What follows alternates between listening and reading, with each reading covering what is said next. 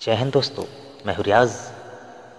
ऐसे ही ताज़ा तरीन खबरें सुनने के लिए हमारा चैनल यूपी ब्लॉग्स जरूर सब्सक्राइब करें, लाइक करें, शेयर करें और कमेंट जरूर करें दोस्तों। जय हिंद। और ये ताकत लेकर समाजवादियों ने एक नया आंदोलन शुरू किया। समाजवादियों, तुम्हारा इतिहास मामूली इतिहास नहीं है। जमाना तुम्हारे इतिहास को नजरअंदाज नहीं कर सकेगा। और याद रहे, हिंदुस्तान की तमाम फाशिस्ट ताकतों को याद रहे,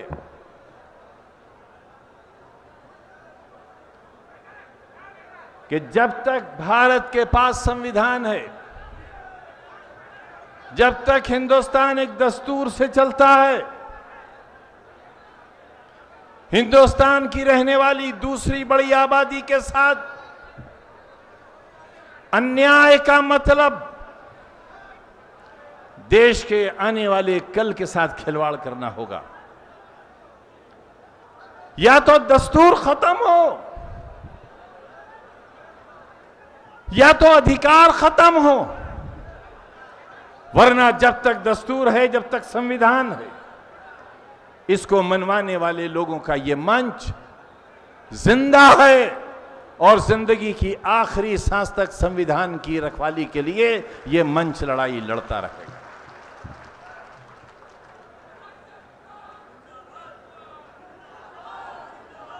हालात ये हुए हैं दोस्तों कि वायदा किया था देश के बादशाह ने लाखों नौजवानों को नौकरी देने का, वायदा किया था घर पर 25 लाख से 30 लाख रुपया तक पहुंचाने का। कहां गए वो वादे? लोग नौकरी मांगते हैं तो जवाब मिलता है रुक जाओ, हम तुम्हें नौकरी देंगे। मेरी बात गौर से सुनना। आप तुम नौकरी मांगते हो, बादशाह इनकार नहीं करता, क्योंकि बादशाह बादशाह होता है। और यह बात मैं बहुत बार कह चुका हूं, बादशाह झूठा नहीं होता, और झूठा हो तो बादशाह नहीं होता।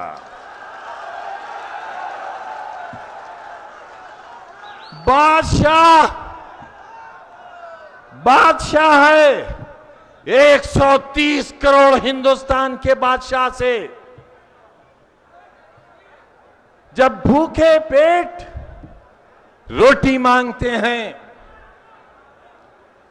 जब रोती हुई मांओं के आंसू अपने बच्चों की जिंदगी मांगते हैं, गोरखपुर की महिलाएं अपने मासूमों की लाशों को हाथ में लेकर उनकी लाशों का हिसाब मांगते हैं, तब देश का बादशाह कहता है कि रुक जाओ, रुक जाओ, इन मासूमों का हिसाब मत मांगो, पहले मुझे गुजरात में तेजाब में कुछ मासूम बच्चों को गलाने दो। और पूरा हिंदुस्तान सहम सा जाता है, खामोश हो जाता है।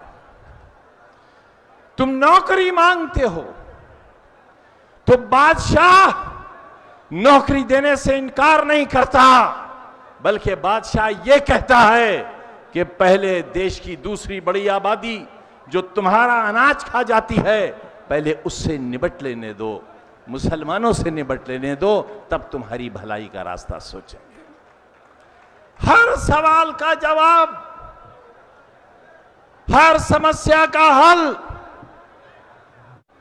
कि हमारे दिल का जख्म बह रहा है, इसे नासूर बनने से रोकिए।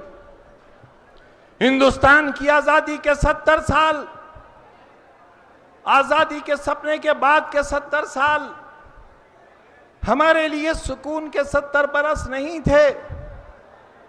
अखिलेश जी, हिंदुस्तान की दूसरी आबादी का दर्द महसूस करें आप। मेरे बड़े भाइयों, मेरी टोपी की लाज रखो आप। ये दस्तार अगर गिर गई तो देश महान नहीं रह जाएगा। टीपू सुल्तान की कुर्बानी और अशफाकुल्लाह खां की कुर्बानी पर इतिहास क्या कहेगा, आप सोचो। मैं आज ये दर्द एक बार फिर दोहराना चाहता हूं। बहुत कुछ गिर गया और जो गिराने का इरादा है उसे बचा लो आप। बहुत बड़ी ताकत आपके पीछे खड़ी है, शायद आपको उस ताकत का अंदाजा नहीं है। उत्तर प्रदेश की सरकार बहुत कुछ करने के बाद आपने खो दी, यह सच है। लेकिन जो सरकार है वो सरकार नहीं है, वो सरकश सरकार है। उस सरकार से किसी को इत्तेफाक नहीं है। उस सरकार की आम इंसानों के बीच कोई मान्यता नहीं है। आप इस सच से भी वाकिफ हो। 6 महीने गुजरने के बाद भी वो सरकार ये नहीं बता सकी कि वो भी सरकार है। इसलिए अखिलेश जी, हमारे नौजवान, कल की उम्मीद, हमारे अरमान, हमारी आस, 130 करोड़ हिंदुस्तान के धड़कते हुए दिल की धड़कन से कहना चाहता हूं कि संभालो बागडोर। खौफ, डर, कल क्या होगा, सीबीआई की जांच, ये सब आपके इरादों को, आपके मजबूत कदम को रोक नहीं सकती। सबक लो समाजवादियों, बिहार से सबक लो। लालू यादव जी पर कौन सा सितम नहीं ढाया गया, लेकिन सीबीआई और ईडी का खौफ लालू यादव जी के कदमों को डगमगाने में कामयाब नहीं हो सका।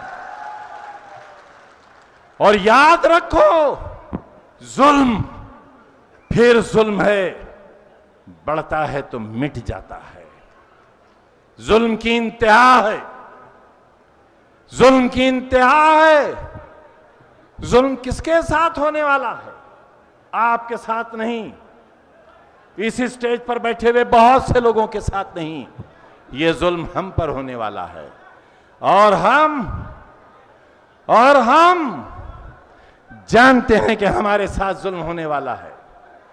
हम जानते हैं कि आने वाला चुनाव और उसकी इबारत हमारे खून से, हमारे लहू से लिखी जा सकती है। हम ये जानते हैं कि गुजरात अपनी सरहदें तोड़कर बाहर निकल सकता है, ये हम जानते हैं। लेकिन याद रहे फाशिस्टों, तुमको भी याद रहे, तुमको भी याद रहे, और ये सबक हमको भी याद रहे कि खून के धब्बे, मासूमों की चीखें और बेवाहों की आहें हमसे हिंदुस्तान की मोहब्बत का आज़म छीन नहीं सकती। हम कल भी हिंदुस्तानी थे, हम आज भी हिंदुस्तानी हैं। और याद रखो फाशिस्टों, जिस तरह मोहम्मद अली जौहर यूनिवर्सिटी को पाकिस्तान नहीं ले जाया जा सकता, उसी तरह आजम खां और इस देश में रहने वाले करोड़ों इंसानों को पाकिस्तान नहीं ले जाया जा सकता। ये वतन हमारा है, हमारा है, हमारे पूर्वजों का है ये वतन। इस वतन से हमें बेदखल नहीं किया जा सकता। और जब हमें इस वतन से बेदखल नहीं किया जा सकता। मैं तो ये कह चुका हूं कि अगर हमारी वजह से देश को कोई परेशानी है, लगता है मोदी जी आपको कि हमारे वोट से सरकारें बदल जाती हैं, हिम्मत करो, हिम्मत करो। बादशाह चुनौती देकर कहता हूं, हिम्मत करो बादशाह, मुसलमानों से वोट का अधिकार छीन लो, छीन लो अधिकार। और यह भी चुनौती से कहता हूं कि जिस दिन भारत के मुसलमानों से उनके वोट का अधिकार छीन लोगे, उस दिन तुम्हारे हाथ में सत्ता नहीं रह जाएगी, हरगिज़ नहीं रह। मजबूर मत करो हमें जहर खाने के लिए, बादशाह मजबूर मत करो। रोहिंग्या मुसलमानों की वजह से हमारे ऊपर किसी जुल्म का मंसूबा तैयार मत करो। बताओ, पत्रकार लंकेश की हत्या क्यों हुई और उसका हत्यारा कौन है, बताओ। और ये कैमरे वालों, हमसे बहुत प्रेम करते हो आप, सारा दिन एक टीवी है जिसके साथ अंग्रेजी में हिंदुस्तान का नाम लिखा हुआ आता है, टाई लगाते हैं उसके मालिक साहब, टाई लगाते हैं और मेडिकल कॉलेजों का अपने दलालों से सौदा कराते हैं। एक चैनल है जिस पर एक बहुत सुंदर व्यक्ति सारा दिन उपदेश देते हैं जैसे कोई महात्मा हो। 500 करोड़ की दलाली में 6 महीने जेल काट कर आए हैं। ये उपदेश देने वालों, हमारे पास तो 1 मिनट का इश्तिहार देने का भी पैसा नहीं है, लेकिन ये हमारा सौभाग्य है, आपके चैनल सारा दिन हमें गाली देते हैं। हम कहते हैं खूब गाली दो, यूं कि जब तुम गाली देते हो तो मेरा कमजोर रिक्शा वाला कहता है शाबाश आजम खान, शाबाश। मैं कहता हूं खूब गाली दो, जितनी तुम गाली देते हो उतनी मेरे कमजोर हाथ की मुट्ठियां मजबूत होती हैं। मेरी तारीफ मत कर देना, मेरी तारीफ करोगे तो ये बंद मुट्ठियां खुल जाएंगी और मेरा कमजोर पत्थर तोड़ने वाला कहेगा कि चैनल बिका था, अब खान भी बिक गया।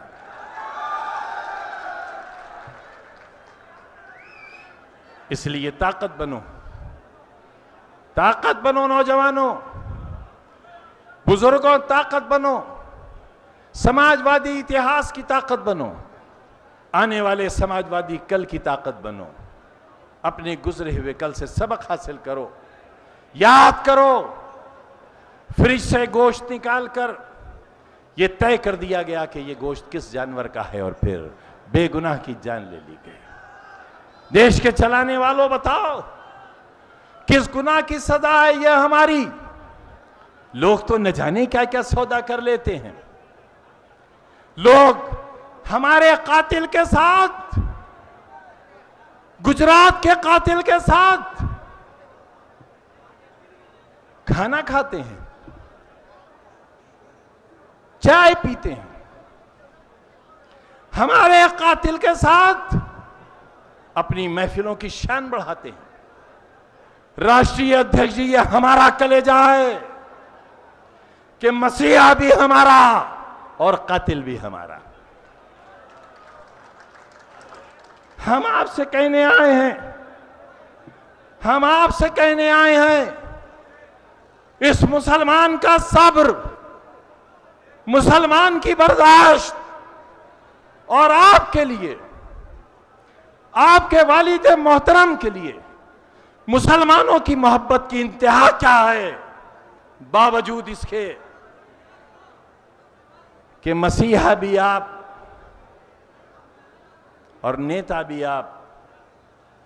हम सिर्फ आपसे ये उम्मीद करते हैं, और आपसे उम्मीद ही नहीं करते हैं, आपसे ये अहद चाहते हैं कि कोई हालात हो, ईडी का डर, सीबीआई का खौफ, या तक कि खुदा न करे आपकी जान तक लेने का अगर मंसूबा हो, तो अखिलेश जी आपके कदमों में लग़्ज़िश नहीं आना चाहिए। कोई हो या न हो, याद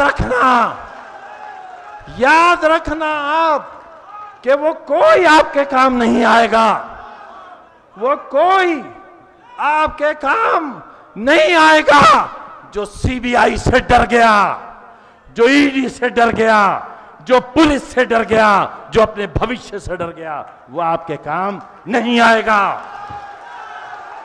काम आपका एक पसीना और खुदा न करे आपके लहू की एक बूंद लाखों मुसलमानों के लहू और उनकी मौत का कारण बन जाए।